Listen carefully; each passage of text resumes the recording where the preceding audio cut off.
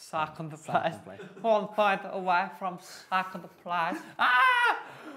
Hello EFD squad and welcome back to ERU where you pick our winners and losers. Joining me is Zach with the contacts, DJ Elab. How are you in your Gucci shirt? What have you eaten this morning? I'm good though, I'm good. Didn't see my mum on the weekend, but I'm going home this weekend. She's got a big surprise coming. How's your weekend? That's unacceptable, mate. I know, you didn't go home on Mother's Day. Nah. Crawley's about an hour away. Mate, it's not good. Get a grip. I went back to Leicester, took the old dear out for tapas on Friday, made a dinner on Saturday.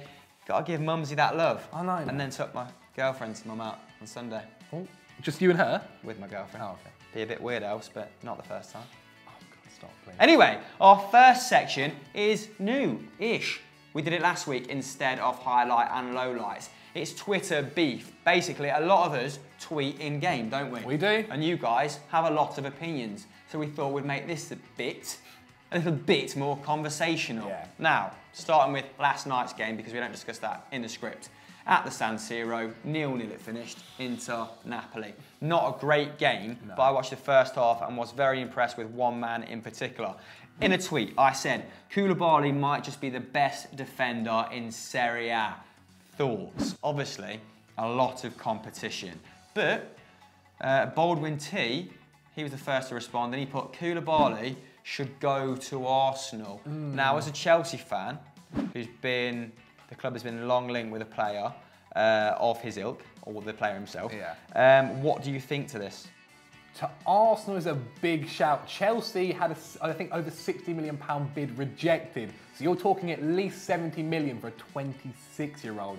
Now, for Arsenal, it would be a great signing. It would sort out some issues in defence, but we do know Arsenal have more issues than just their defence. I actually don't think that's the worst shout. They could really use a monster like him, and he's very adept at passing out the back, which Arsenal haven't been great at doing the last couple of seasons. A good age too. Emil Silampar said, tough competition with Bonucci in the league. Now, AC Milan's 7th in the league at the moment, mate. Hasn't really looked like the same player since he left Juventus. What do you think? Is he still the best defender in the league? He was last year, probably. Last year, yes, but I think that's because of the defence he was playing in. Those 3 defenders at Juve, that defensive line with Chiellini is ridiculous. I still think Chiellini is the best in the league, and then when you've got Buffon in goal as well, it's not too bad, is it? I think that defence, I think you're right, that defence was more than the sum of their parts playing together. But Chiellini is the best out-and-out defender 100%, still in the league. 100%. Absolute old warrior. Now let's have a look at some more. Khalid J said this is a dreadful watch. Wasn't the best game. I think lots of pretty build-up play by both teams actually, more so Napoli, but very poor in the final third. Let's finish it on Khalid_in, another Khalid. He said, Skriniar, man, never seen something like this before. Pocketing a whole attack. Have you seen much of the young defender at Inter Milan this season? I'm going to be honest, no, but I have heard very good things from you and Pato. I actually think he might be the next big export from Serie A. Him or the kid that plays in midfield for Lazio, Milinkovic-Savic. But guys, who do you think is the better defender? Koulibaly or Skriniar? Because they certainly won their battles with their forwards last night. Vote in the poll above. Do you like Twitter beef? We want more controversial opinions. Tweet at us as the games are occurring over the weekend. From one poll to another, the first winner is Robert Lewandowski, suggested by Mohamed Salas, because he just can't stop freaking scoring, can he, mate? That may be the best segue I've ever seen, Steve. That was mental. Overstatement. But yes, he scored a hat-trick in a 6-0 battering of Hamburg to put himself on 100 league goals for Bayern. He's done that in just 120 appearances. And he also became the club's all-time leading foreign scorer in all competitions with 142 goals. Now, this is the first time he's netted 3 goals in a game for the Bavarians since April 2017, and the 6th time he's done it in a Bayern shirt. Now, he completed his hat-trick on the 89th minute from the penalty spot, just 4 minutes after hitting another penalty over the bar, so he could have had 4 in this game. He's now averaging a strike every 80 minutes in the league and now has 23 goals, 11 more than the nearest challenger, Freiburg's Niels Petersen. Now, also a shout-out has to go to 34-year-old Frank Ribéry, who got 2 goals from 3 shots. He had a 92% pass accuracy. He completed 5 take-ons and got 2 key passes. So he's still got it in him. He's still got it in him. But Chris, tell me a bit more about the game. You said Bavarians then. Is that because you've got bears on the brain? Gucci, mate. You're a bit like a bear, aren't you? Massive. Stop. Anyway, yeah, Bayern were totally dominant in this game, as they have been since Heinkes took over. 75% possession, 89% pass act, 18 shots to 1, 7 on target to 0, not surprisingly. But it's always an absolute blitzkrieg when Hamburg come to town, isn't it? And they took 39 minutes to register their paltry single shot. By that time, they'd been 3-0 down for over 20 minutes. God. Bayern, like I said, now unbeaten against Hamburg since September 2009. That's 20 games in all competitions, and they absolutely despise playing at the Allianz. Their last 4 visits here have finished 8-0, 5-0, 8-0 and 6-0 this weekend. That is beyond an inferiority complex. They are literally getting bullied. Since 2011, Bayern have beaten Hamburg by 5 goals or more on 8 occasions. So this was pretty much a shoo-in. Bayern now retain their 20-point lead at the top, while Hamburg languish in 17th. 7 points off the relegation playoff spot. But will they drop out of the Bundesliga for the first time in their history? Let us know in the comments. We move on to our first loser, and it's at the suggestion of T. Zarakophatis, and it's PSV. Why is that, Christopher? Yes, it's current top of the table, champions-elect of the Eredivisie, PSV, because they were smashed 5-0 by Willem II, their biggest defeat since 1964 against Ajax. What is Dutch for tits up?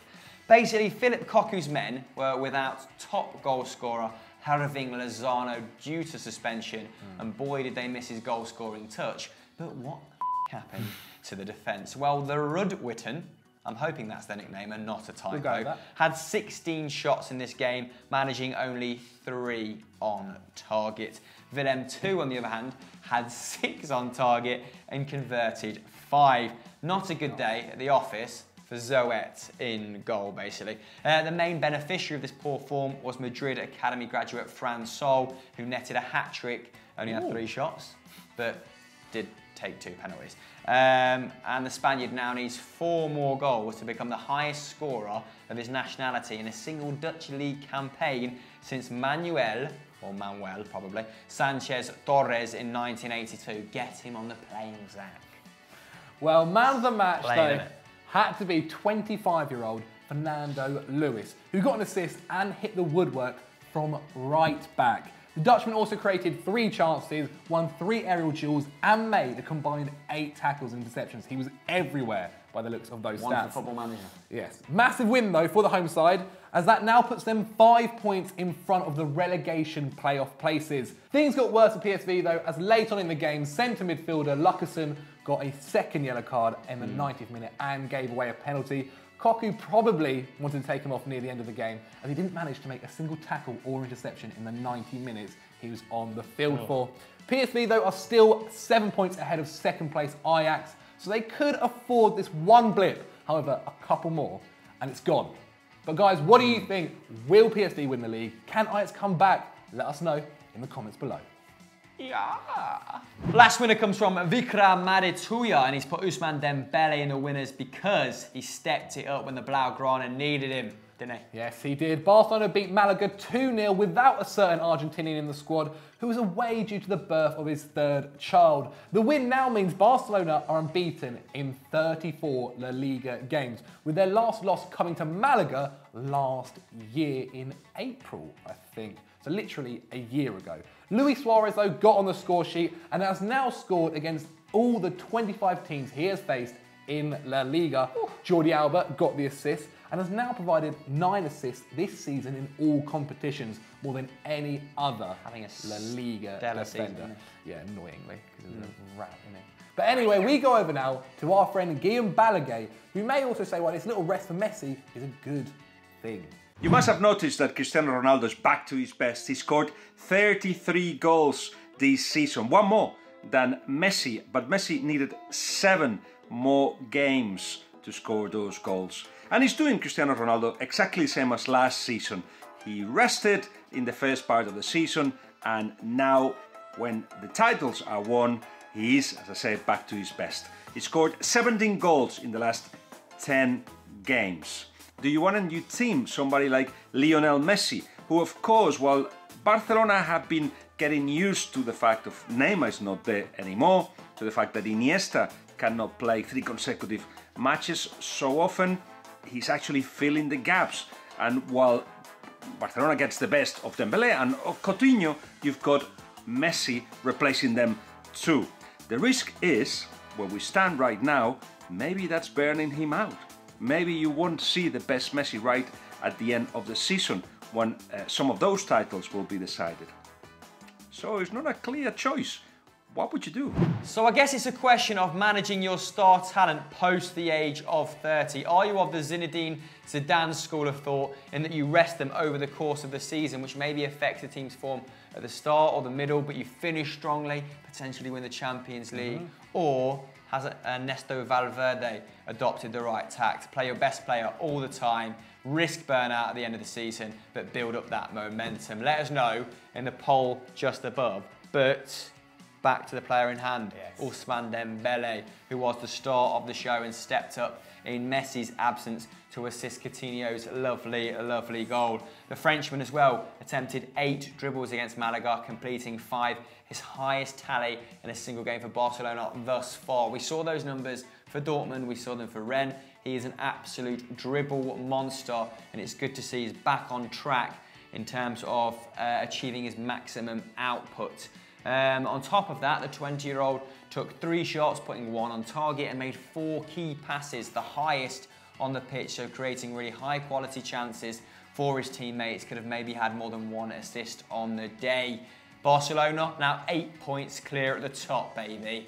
The only way is down, but I think they'll probably maintain that. They've got Chelsea as well on Wednesday, so like you said, resting Messi might not be the worst idea in the long run. That baby may have been a very timely addition to the Messi family. Hopefully he comes back and scores a hat-trick against your scummy club. I think you're going to get tanned. I think we're going to do it. I hope not. We're going to do it. Antichrists of football. Brand 64 gives our last loser, and it's Eintracht Frankfurt. Christopher, why is that? Oh yes, sausage was this a dramatic game. They lost 3-2 to Borussia Dortmund, but only in the dying embers. In fact, Frankfurt only just equalised in the 91st minute before